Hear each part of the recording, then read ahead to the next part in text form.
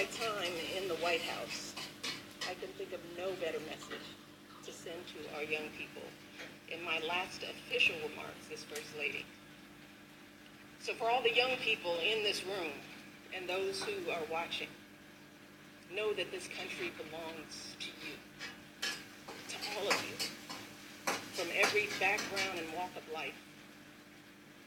If you or your parents are immigrants, know that you are part of a proud American tradition, the infusion of new cultures, talents, and ideas, generation after generation, that has made us the greatest country on earth.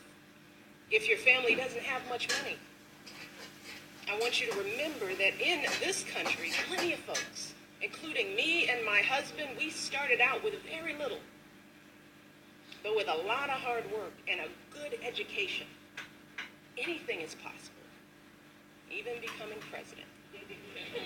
That's what the American dream is all about. If you are a person of faith, know that religious diversity is a great American tradition too. In fact, that's why people first came to this country, to worship freely.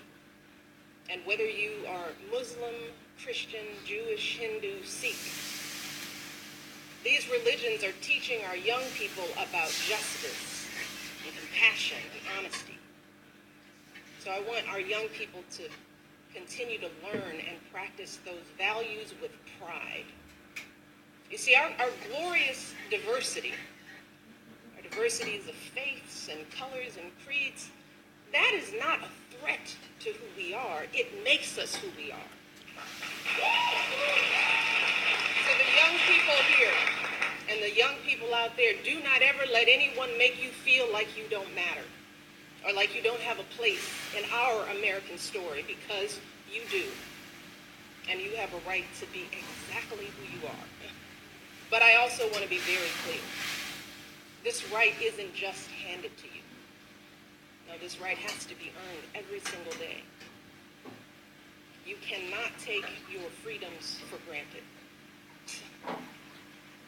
Just like generations have come before you, you have to do your part to preserve and protect those freedoms. And that starts right now, when you're young. Right now, you need to be preparing yourself to add your voice to our national conversation. You need to prepare yourself to be informed and engaged as a citizen, to serve and to lead, to stand up for our proud American values and to honor them in your daily lives. And that means getting the best education possible so you can think critically, so you can express yourself clearly, so you can get a good job and support yourself and your family, so you can be a positive force in your communities. And when you encounter obstacles, because I guarantee you will, and many of you already have, when you are struggling and you start thinking about giving up, I want you to remember something that my husband and I have talked about since we first started this journey nearly a decade ago. Something that has carried us through every moment in this White House, in every moment of our lives. And that is the power of hope. The belief that something better is always possible if you're willing to work for it and fight for it. It is our fundamental belief in the power of hope that has allowed us to rise above the voices of doubt and division, of anger and fear that we have faced in our own lives and in the life of this country.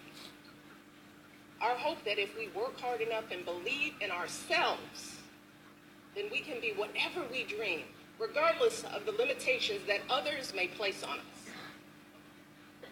The hope that when people see us for who we truly are, maybe, just maybe, they too will be inspired to rise to their best possible selves. Shoot, it's the hope of my folks like my dad.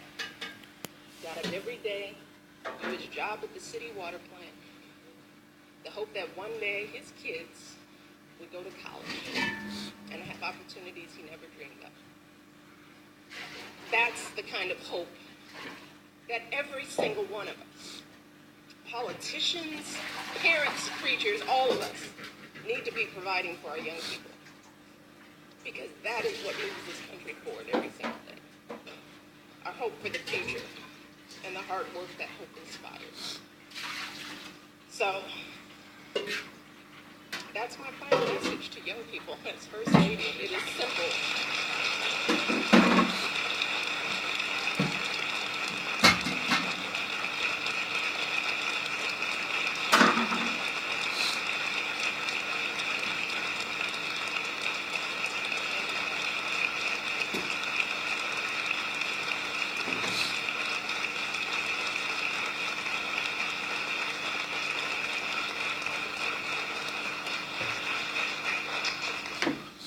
I want our young people to know that they matter, that they belong.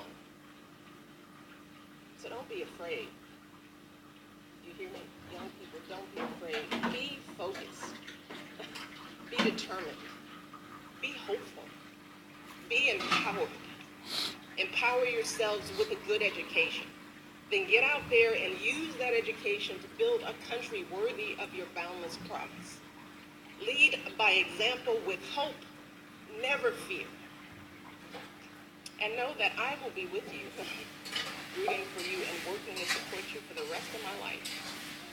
And that is true, I know, for every person who are here this year today, and for educators and advocates all across this nation who get up every day and work their hearts out to lift up our young people.